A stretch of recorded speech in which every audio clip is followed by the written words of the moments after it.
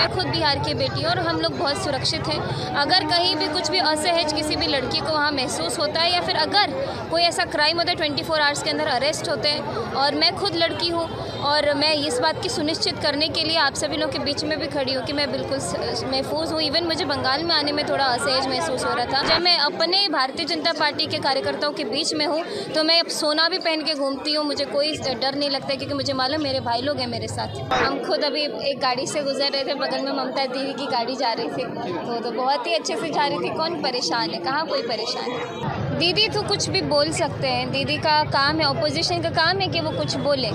हम लोग का काम है हम लोग कैसे जनता की सेवा करें, अपने माता बहनों की सेवा करें, हमारे जितने भी बंगाल के लोग हैं उनके लिए प्रधानमंत्री किस प्रकार सेवा करें वो तो वो सोच रहे हैं। लेकिन ऑपोजिशन का और क्या काम है, हम तो एक्सपेक्ट ही वही करते हैं ना कि वो कुछ बोले, कुछ इसमें ट्विस्ट डालें, कुछ आड़ा तिरछा बोले, और ये उनका कर्म है, वो कर रहे हैं।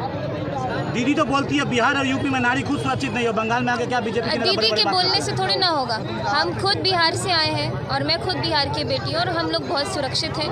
अगर कहीं भी कुछ भी असहज किसी भी लड़की को वहाँ महसूस होता है या फिर अगर कोई ऐसा क्राइम होता है 24 आवर्स के अंदर अरेस्ट होते हैं, और मैं खुद लड़की हूँ और मैं इस बात की सुनिश्चित करने के लिए आप सभी लोग के बीच में भी खड़ी हूँ कि मैं बिल्कुल महफूज हूँ। इवन मुझे बंगाल में आने में थोड़ा असहज महसूस हो रहा था कि चुनाव के दौरान जब हम देख रहे थे कि अपोजिशन पार्टी के जो कार्यकर्ता हैं वो लोग पथरावबाजी कर रहे हैं, वसूलीबाजी कर रहे हैं, दलालबाजी कर रहे हैं, तो शायद मैं सुरक्षित महसूस नहीं करूँगी। लेकिन जब मैं अपने भारतीय जनता पार्टी के कार्यकर्ताओं के बीच में हूँ तो मैं अब सोना भी पहन के घूमती हूँ, मुझे कोई डर नहीं लगता, क्योंकि मुझे मालूम मेरे भाई लोग हैं मेरे साथ। ये 2026 में परिवर्तन होगा। 2026 में आप लोगों के प्यार और उनके साथ जो बीजेपी के साथ जो उनका जो स्नेह है उसको देख करके आपको पता चलेगा कि 2026 में परिवर्तन होगा और इस बार बंगाल जागेगा। बोला जाता है कि जब भी चुनाव आता है तो केंद्रीय एजेंसी को बंगाल में लगा दिया जाता है, CBI DI सब एजेंसियों को लगा दिया जाता है विरोधी दल के नेता को परेशान करने के लिए।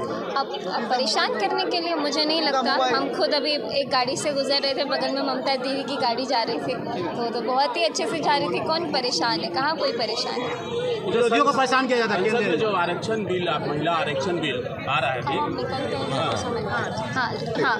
महिला आरक्षण बिल जो आ रहा है, दीदी का कहना है कि अपनी राजनीतिक सत्ता को चमकाने के लिए अगर ऐसा था 2023 में इसको इम्प्लीमेंट नहीं किया था। आज देखिए उसमें 2 क्लॉज थे ना, उसमें 2 बात थी ना कि डिलिमिटेशन होगा, सेंसस होगा, उसके बाद ही ना लागू होगा। ऐसे हवा में थोड़ी ना लागू हो जाएगा।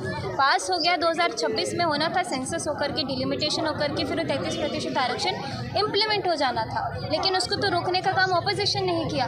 अगर वो चाहते तो महिलाओं को जो उनका हक है, हक नहीं, महिला सशक्त है ही, बस ये जो नीति बनाई गई है ताकि जो हमारी महिला कार्यकर्ताओं को देखिए कितना खून पसीना जलाती है, ऐसे ऐसे लोगों को एक्स्ट्रा सीट्स मिले, एक्स्ट्रा मौका मिले, इसलिए 33% आरक्षण महिलाओं के लिए लागू किया गया ताकि नेतृत्व महिला करे और फिर सारे समाज के हर एक वर्ग का ध्यान रखे। लेकिन उन्होंने तो होने नहीं दिया। फिर वो किस मुंह से ये बात कह रही है कि भारतीय जनता पार्टी उनका काम है करने का और वो करेंगे।